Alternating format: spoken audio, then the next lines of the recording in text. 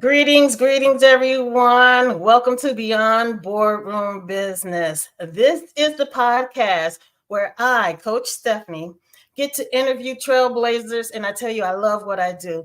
And this next guest is just another amazing example of trailblazers that I get to personally interview and get to see what made them become the great person that they are and how do they get through whatever challenges and tribulations that come their way. So this next guest, he is known as the motivator. He is a speaker, he's a mentor, he's a fitness expert and an author, and also a serial entrepreneur. So ladies and gentlemen, without further ado, let me introduce you to Jamie Hayes. Greetings, Jamie. How are you today? Good afternoon. Good afternoon. How you doing?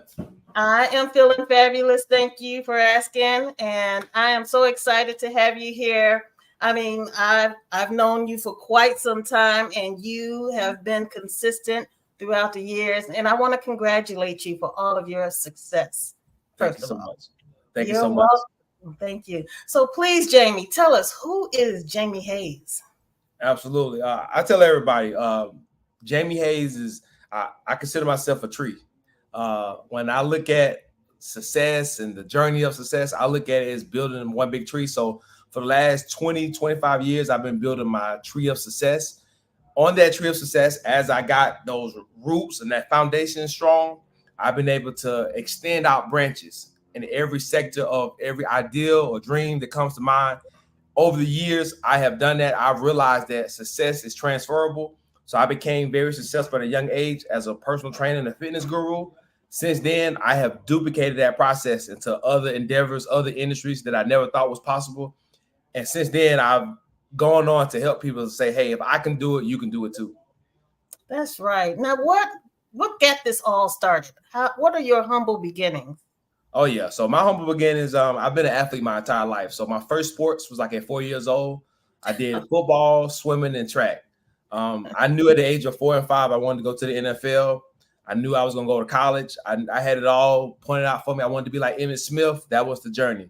Fast forward over to 11 years old. I'm getting ready for a national swim meet. So at this point, I'm in great shape. Swimming competitive, but we had to do a physical for going down to Florida. I'm from Atlanta. And I go in to see the doctor one particular day, and she makes me go through a physical. And at the end of the physical, she looks over at my mom, and she's like, your son is fit. He's good, but he's fat and obese. And she said, she was talking to my mother as if I wasn't in the room. She said, if he doesn't get under control, fat kids grow up to become fat adults. And this lady was just landed on me. Like she didn't sugarcoat it at all. I went home and cried. And that was the first day of my life. That was the first day of my life changing. I'm 34 years old, and I still remember that day as if it was yesterday. But I'm very grateful for it. That day allowed me to become the motivator right then. I went home at age 11. My grandmother gave me a Step to 5 Mile Julian Michaels workout tape, and I fell in love with the process. I did 50 push-ups before the tape, did the 5 miles, did another 50 push-ups. 30 days later, my body's transformed. I'm looking good. I'm feeling good. Yeah. And I told myself I want to do this for other people. And I also stated that if I don't go to NFL, I wanted to start my own personal training gym. And this was at 11 years old. Wow. So you knew all along what your future holds for you. Wow. Yeah. Some people search out for it. I knew at 11, and I just set out to do it. So being a fitness guru, fitness trainer, what can you tell me? What is it? Why can't people know what to do? People know how to lose weight, but the implementation is just a big challenge. How can you assist people in helping them understand that that's simply what it is, implementation?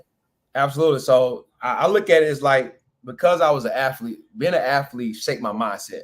So it showed me how to put work in when you don't see results. And it showed me how to be consistent at something when you don't see results. And it showed me how to, when you're going through that process of exercise, fitness, and putting in work when you're not seeing results, you're being cultivated. And that gives you delayed gratification, because you'll look up and all this work you've been doing doesn't make sense until you get to the finish line. So I was able to take that same concept and to show other people, like, we don't have a motivation problem. We don't have a inspiration problem. We have a discipline problem. We have a consistency problem. And if you focus on those, you can literally tackle any area of your life, starting with your fitness. So when I came in at 20 years old and launched my own gym, and I was able to help thousands of people at a young age, I knew I had something, and it was one of those things where, you know what, I want to take it further. I just don't want to be the guy in the gym with muscles and helping people, working people out, getting everybody tired. I would want to motivate them mentally, because I Yes. always felt like if I can train you mentally, I can train you everywhere else. That is so true. Oh wow, that's awesome. So you have a training center, correct? A fitness Correct. training center? Yeah, I've had my own brick and mortar since 2010.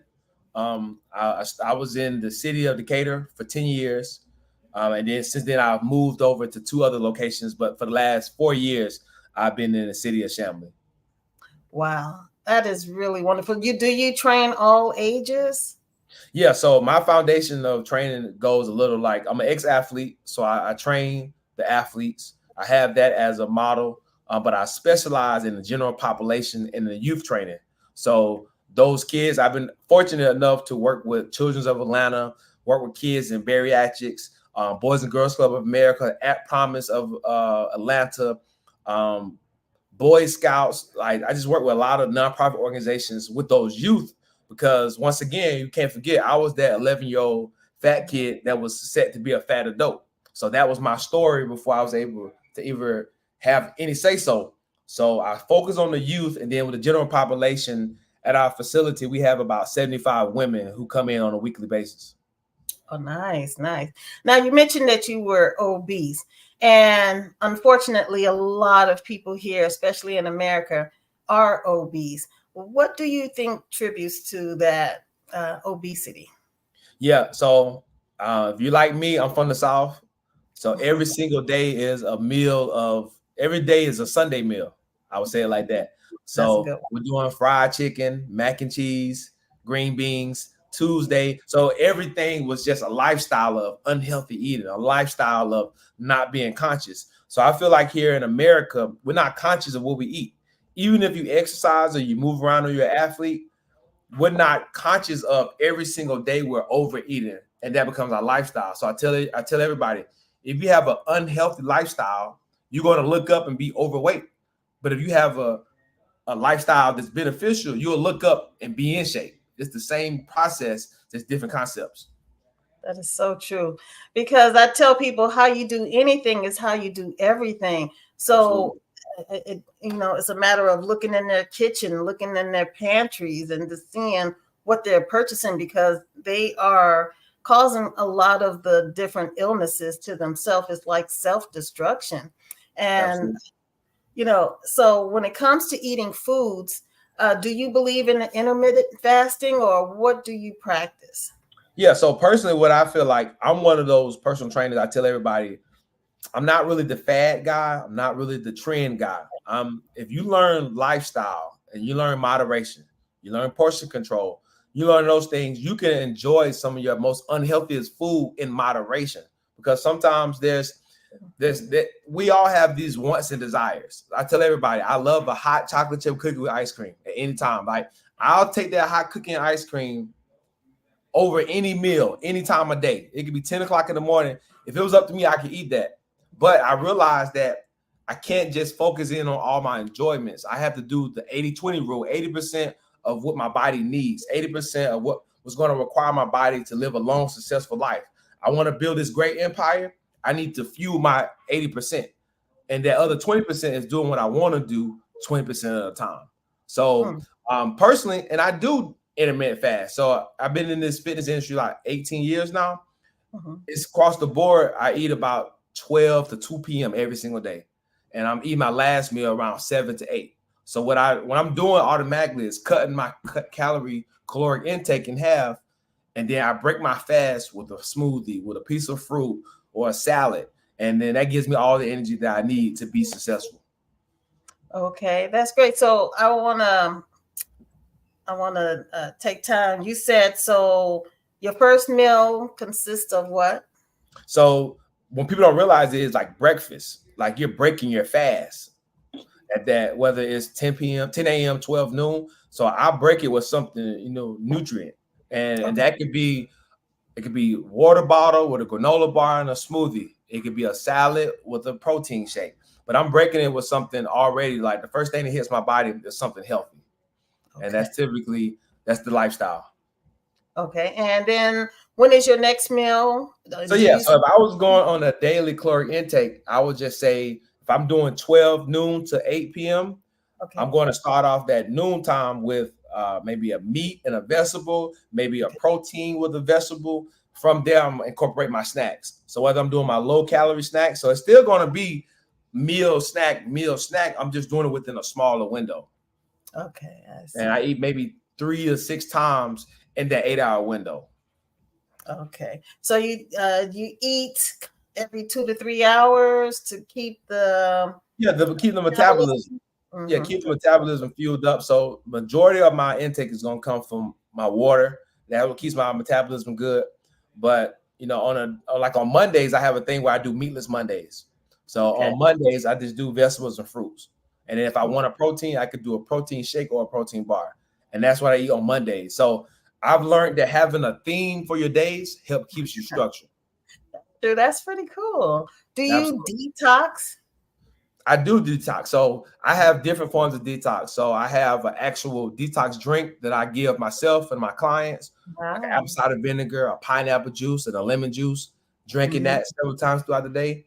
But I like just detoxing, just straight water and going to the sauna. So there's certain days where I won't eat on my fasted time. I'll just do a full 24 hours of not eating. But during that time, I'm drinking water and I'm also going to the sauna. So I'm getting rid of the toxins and impurities out that way.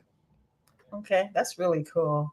Yep. Now, you mentioned discipline. So, can you tell me a little bit about how does a person build discipline? Absolutely. So I always like to say building discipline is like no different than building a house. You literally have to do it one brick at a time. So Nice. when you have discipline, it's creating small successes, small wins. And before you know it, you have built 100-foot wall of discipline, but it started with the very first step. So a lot of people don't have no discipline. They eat what they want to eat, whenever they want to eat, however they want to eat it.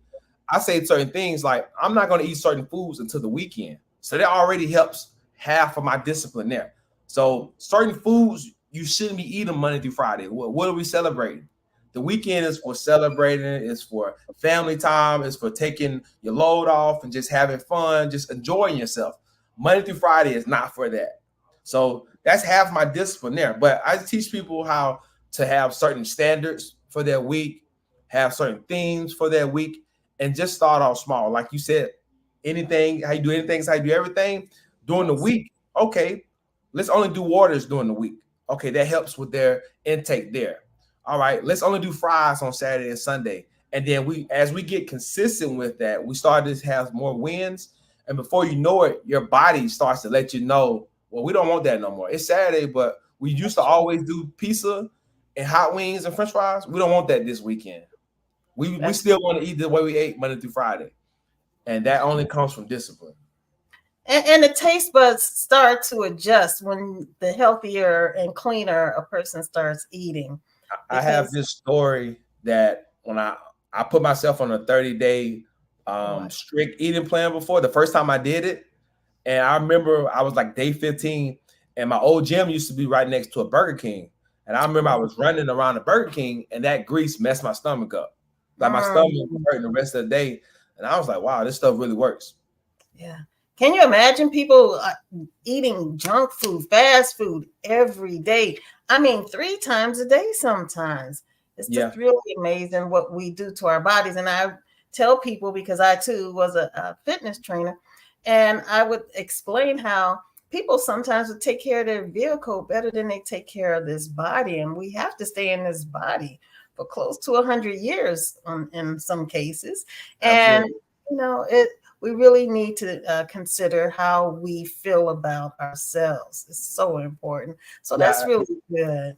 Yes, ma'am. Yes, ma'am. So again, you are a mentor, and so you go around and you speak at schools, or where do you speak? Yeah, so in my journey of speaking, and this was something that just happened organically. So maybe 3 to 5 years into my brand, people wanted to invite me out and say, "Hey, can you come talk to our youth about healthy eating and talk about your journey of being an entrepreneur?"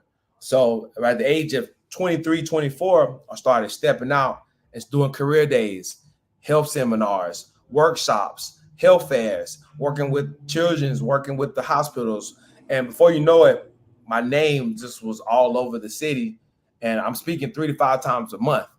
And Wow. times that by 10 years, I've had opportunity to motivate thousands of people in the city of Atlanta. I've been fortunate enough to get flown out to other cities just to speak and just talk about one transforming my life and how it was possible. Because if the fat kid who had titties on his chest at the age of 11 can grow up to become this person who's a fitness guru, who's owned his own gym for almost 20 years, Wow. I can do it. What's the excuse? I didn't have good genes in my family. Nobody's in my family's fit. Nobody plays sports. We ate, and to this day, my family still eat in a southern way. Mm. That's interesting. Now, how were you able? What inspired you to? I know you said the doctor mentioning the your treatment and what your condition was, but for you to say that you are the only one that as disciplined as you are to eat correctly and to work out, that takes a lot of discipline. And how did you just step on your own, stand on your own, Yeah. 10 toes, So say that. yes. So for me, it was one of those things where like I was exposed to the Boys and Girls Club, and that's one of the main places that I volunteer and mentor at because I remember at age 7 years old, starting at the Boys, 6 years old, going to the Boys and Girls Club and seeing all the athletic kids. So you had all the sports you can think of. You had baseball, football, soccer, track. You had all these different sports, and I see all these kids, these athletes, and that interests me. So I had this interest and said, okay, these kids are fit. These kids are exercising. This is what Kobe Bryant and Michael Jordan, this is what all the great people that I looked up to, they did this. They wasn't the kids that were sitting back, just only playing video games and overweight. So I said, okay, I don't want to be like the overweight kid. I want to be like the fit kid. And at a young age, I took on to that, gravitated to that. And that's what opened my mind. And like I tell you, it's not always the thing that matters. It's the thing that leads you to the thing that matters. So fitness was a gateway. Sports was a gateway to lead me into fitness, and fitness led me to ultimately who I am today. I love it. I love it. Oh my gosh. And so now you're an author. Tell us about your first book. Yeah. So in my journey of being an entrepreneur, I live on mentorship. So I believe that any industry you go into, no matter how talented you are, whether you have the money or not, you should have a mentor guiding Yes. you on that journey. So one of my mentors about 10 years ago told me that every gym owner or every personal trainer should have his own philosophy, a book that's his philosophy. Mm. If you go into 10 hospitals, you're going to see different doctors all over the city. And this doctor practices his medicine this way. This doctor practices this medicine this way. But you can't tell that doctor that he isn't successful because as long as him and his clients are seeing results, his patients are seeing results, that's all that matters. So we don't have to all agree the same. It's about what works for the next person. So I had all these philosophies and all these concepts for fitness and weight loss and maintain a healthy life. So why not put it into a book? And that's where it started from. Okay. And what's the name of your book? Yeah. So the name of my first book is called 10 Ways to Avoid the Hype While Living a Healthier Life. And that book is geared towards individuals that are beginners. People just want to get motivated. A lot of times when people are younger and active, they don't have healthy lifestyles. They're just active. Okay. But as soon as they stop being active, that's when the weight gain comes in. That's when the injuries come in. So in my book, I talk about just all the hype that non-fitness individuals or non-fitness people talk about. Like growing up, my family would have all these hypes on, oh, you can eat whatever you want to eat as long as you're working out. That's one of the biggest hypes because you would never be able to out-train a bad diet. Ooh. So I talk about those things in the book, and it's real good for beginners. Oh my gosh, man. So, how long does it take for someone that is deciding today is their first day? How long in general does it take for someone to see some kind of results so they know that they're on the right track?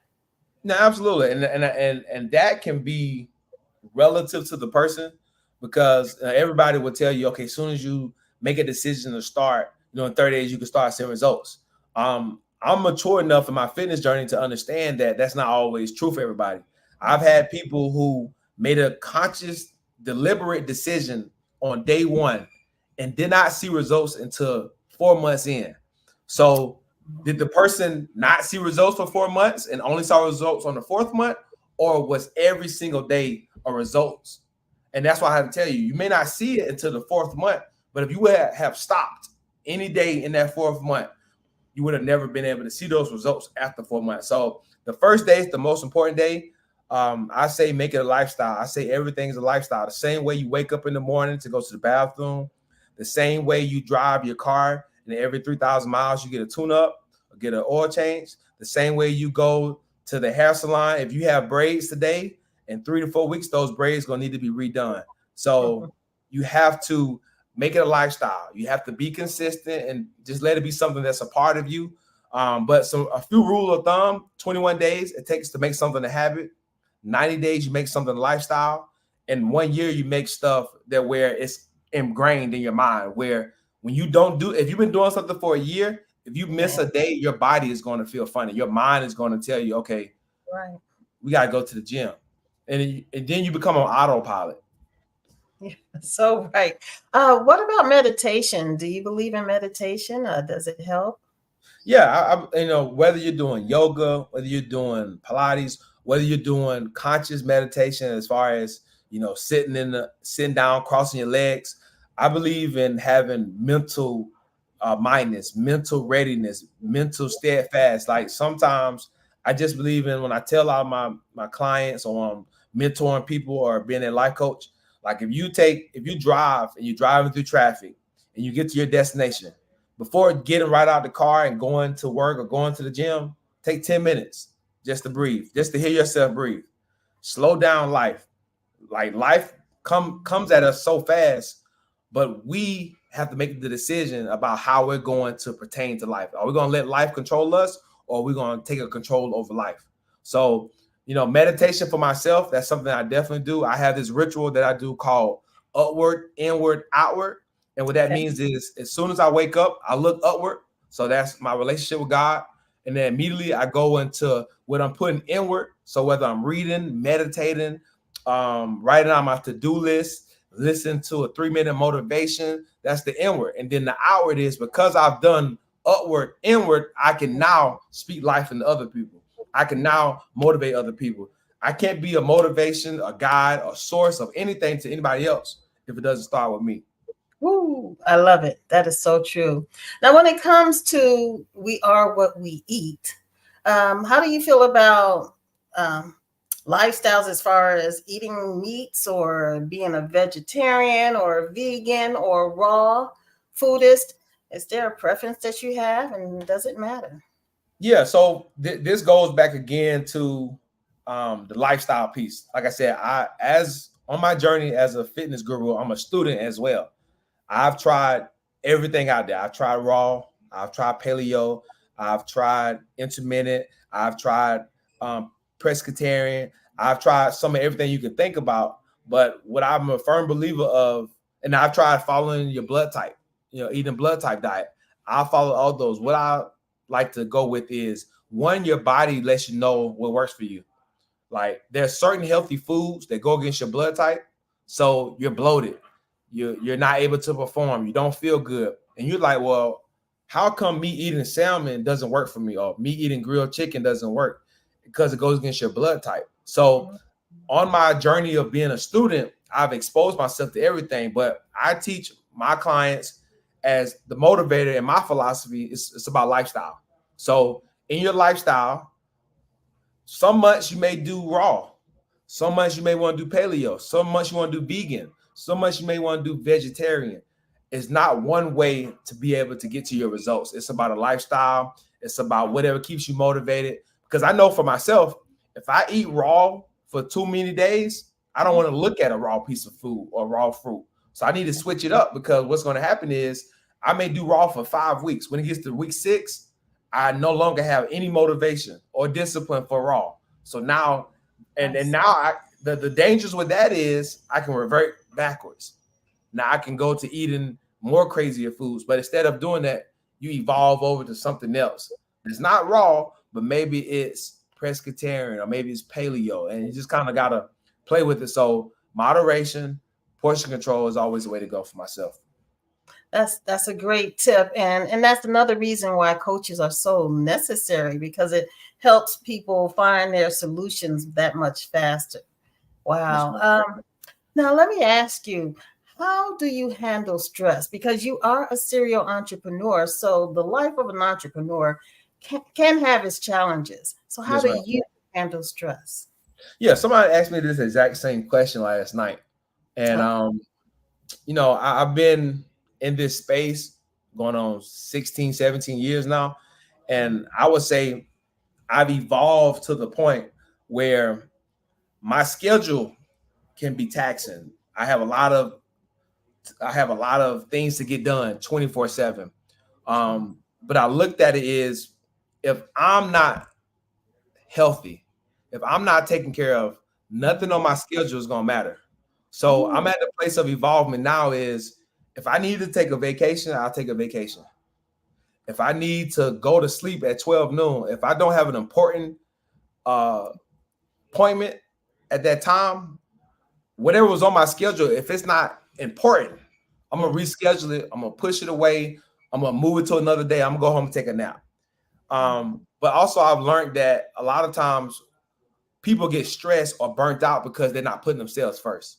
So it's just little things. I take myself to get my feet done. I may go get a random massage. I may go grab a smoothie. If there's a day where I need ice cream because I feel like ice cream makes me okay, I put in the work over the years to where if I decide to eat ice cream on a Monday, where I'm disciplined, I told myself I'm not going to eat it till Saturday. I didn't get it this past weekend. So it's Tuesday. I may need it today. So I believe that there's always a constant ebbs and flow of balance.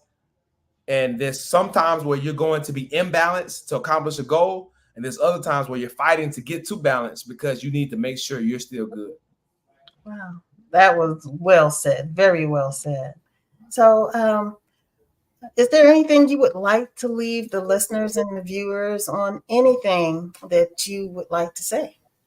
Absolutely. Always, whenever I get a chance to talk to any platform, I always say the ending isn't the destination. I tell everybody it's the process. I always give the analogy of a cake. Everybody loves the final product of a cake. Whatever your favorite piece of cake is, everyone loves that final product. But if you eat the ingredients one by one that's inside the cake, if I give you the butter isn't good by itself. If I give you icing is good by itself, but you eat it so much you'll get sick. If I give you the flour, you'll choke. If I give you milk, it's nothing special about milk. But when all those products come together and it makes this final product, that's what you remember. So on your journey, you have to trust the process. So if you're an entrepreneur today, if you're a dreamer, if you're an actress, if you're a beginner entrepreneur, whatever you're at in life, you're in school, you're going for your doctorate, your PhD, trust the process. That's wonderful. I really appreciate that. That inspired me. You definitely made my day today. Absolutely. Wow. Thank you so much, Jamie, the motivator. I really am inspired. I love what you do. Keep up the great work. Is there any way that they can contact you? How can they find you? Absolutely. So if you're in the city of Atlanta, I have a fitness facility called JTM Fitness Gym in the city of Atlanta. Outside of that, all things Jamie the Motivator on social media. If you go to my site, The Motivator Fitness, you'll find it there. And if you want me to come speak to your church, your nonprofit organization, your school, mentor your staff, we can come and do a lunch and learn. We can come and exercise them, or we can come and just motivate them and do a pep talk. Because I do pep talks all over the city where we do 10-minute pep talks. We come talk to your organization and let you know if I can do it, you can do it.